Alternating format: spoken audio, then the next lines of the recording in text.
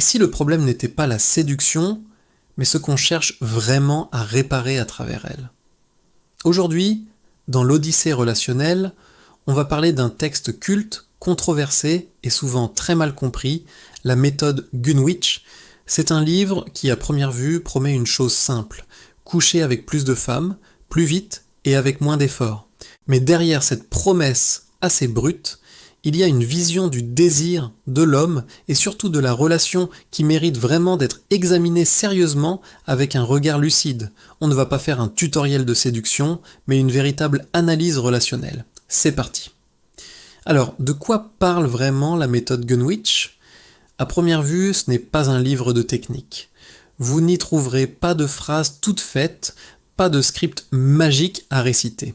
Le cœur de la méthode repose sur une idée centrale: l'état sexuel. L'auteur affirme que ce qui séduit, ce n'est pas ce que vous dites, mais l'état intérieur dans lequel vous vous trouvez quand vous êtes avec une femme. Selon lui, les femmes désirent le sexe autant que les hommes, mais elles sont freinées par le regard social, la pression, la réputation. Le rôle de l'homme, dans cette vision, est donc d'incarner le désir sans honte, sans justification, pour la libérer de ses propres inhibitions. La méthode se résume d'ailleurs à 3 étapes très simples, presque brutales. 1. Sois sexuel. 2. Attends qu'elle le soit aussi. 3. Isole. C'est direct, c'est radical. L'idée est de ne pas négocier, de ne pas argumenter, mais d'incarner une énergie qui, selon l'auteur, est irrésistible car elle est authentique et sans filtre. Il ne s'agit pas de jouer un rôle, mais d'être profondément connecté à son propre désir, et de le laisser transparaître dans son regard, son langage corporel, son ton de voix. Cette approche a eu un impact énorme, et pour le comprendre, il faut revenir un peu en arrière. Pour saisir l'impact de ce livre, il faut se replonger au début des années 2000. À cette époque, beaucoup d'hommes se sentent invisibles, perdus. Ils sont coincés entre une image du romantisme idéalisé qu'on voit dans les films et le rejet répété qu'ils subissent dans la vraie vie. Ils se sentent souvent culpabilisés dans leur désir, comme si c'était quelque chose de sale ou d'inavouable. La méthode Gunwich arrive alors comme une décharge électrique. Elle dit à ces hommes: vous avez le droit de désirer, votre désir est légitime. Elle valorise l'action, elle redonne une sensation de puissance à ceux qui se sentaient impuissants. Et soyons honnêtes, pour certains hommes qui étaient complètement paralysés par la peur de l'approche, par l'angoisse du rejet, ce livre a été un véritable déclencheur. Il leur a appris une chose essentielle: rester passif ne crée jamais de rencontre. Attendre que les choses arrivent par magie ne fonctionne pas. En ce sens, la méthode a pu débloquer des situations, pousser à l'action et, pour certains, à reprendre confiance en eux. Mais c'est là que les choses se compliquent, et c'est là que la méthode devient profondément problématique. Et maintenant, on arrive au cœur de notre analyse relationnelle. Pourquoi cette méthode, au-delà de son aspect déclencheur, pose de sérieux problèmes? Premièrement, elle propose une vision instrumentale de la relation. Dans la méthode Gunwich, la relation n'est pas un espace de rencontre entre deux personnes. C'est une séquence d'activation. La femme n'est pas vue comme une partenaire, mais plutôt comme un objectif à atteindre, un indicateur de votre état intérieur, un résultat qui valide votre puissance. Il n'y a quasiment aucune place pour l'écoute réelle, pour la vulnérabilité, pour la co-construction d'un lien qui se tisse à deux. L'autre devient un moyen, pas une fin en soi. Deuxièmement, et c'est peut-être le point le plus grave, la méthode entretient une frontière très floue avec le consentement. Un de ses principes les plus connus est « reste jusqu'à ce qu'elle dise non ». Aujourd'hui, cette idée pose un problème majeur et évident, parce que le silence, l'hésitation ou la gêne ne sont pas des oui différés, ce ne sont pas des invitations à insister. La méthode confond parfois la persistance saine avec une forme de pression implicite, et cette confusion est dangereuse.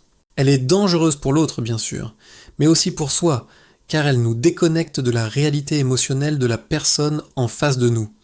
Enfin, troisième point critique, sous le discours de domination émotionnelle et de puissance, on perçoit souvent autre chose, une fuite de l'attachement, déguisée en force, la peur d'être dépendant de quelqu'un, la peur d'être rejeté après s'être attaché, la peur de perdre le contrôle si on laisse ses sentiments prendre le dessus. Dans cette logique, la multiplication des partenaires ne devient plus seulement un plaisir, mais une véritable stratégie d'évitement émotionnel. C'est une façon de ne jamais se confronter à la vulnérabilité que demande une vraie relation. On reste en surface pour ne jamais risquer de se noyer. Mais soyons justes, il y a des choses que Gunwitch a comprises, malgré tout. Il a touché du doigt quelque chose de fondamental. Par exemple, l'idée que l'état émotionnel est contagieux. Si vous êtes anxieux et mal à l'aise, l'autre le ressentira. Si vous êtes confiant et détendu, cela se transmet aussi. C'est un principe de base de l'interaction humaine. Deuxièmement, l'importance de la congruence. La congruence, c'est l'alignement entre ce que vous pensez, ce que vous ressentez et ce que vous faites. C'est une forme d'authenticité et c'est extrêmement attractif. Enfin, le fait que le désir assumé est plus sain que le désir refoulé ou honteux. Sur ces points, la psychologie moderne lui donne plutôt raison. Mais là où il échoue complètement, c'est dans l'intégration de tout le reste. La sécurité émotionnelle, le respect mutuel, la maturité relationnelle, tous ces éléments qui transforment une simple interaction en une véritable connexion. Gunwitch fournit les clés pour démarrer le moteur, mais il ne donne aucune carte pour naviguer sur la route. Il s'arrête juste avant que la vraie relation ne commence. En conclusion, la méthode Gunwitch n'est pas un guide pour apprendre à aimer. C'est un manuel de survie pour des hommes qui se sentent désorientés, invisibles, impuissants. Elle peut avoir un effet de réveil, elle peut remettre en mouvement, briser une passivité toxique. Pour un homme bloqué, ça peut être une première étape, mais elle ne peut absolument pas construire une relation saine et durable, car elle est fondée sur l'évitement de l'intimité, et non sur sa recherche. Pour l'odyssée relationnelle, la vraie question n'est donc pas « est-ce que ça marche pour obtenir un résultat ?», mais plutôt « qu'est-ce que j'essaie de réparer en moi à travers la recherche de ce résultat ?» Dans une prochaine vidéo, on ira plus loin en comparant cette approche avec des concepts comme la théorie de l'attachement, le désir conscient et les relations sécurisées pour voir comment construire des liens profonds et épanouissants. Si vous voulez explorer les relations au-delà des recettes miracles et des techniques de surface, abonnez-vous et dites-moi en commentaire ce que vous pensez de cette méthode. Est-ce que ce livre vous a aidé, choqué, ou peut-être un peu les deux ? Merci d'avoir suivi cette analyse et à très bientôt.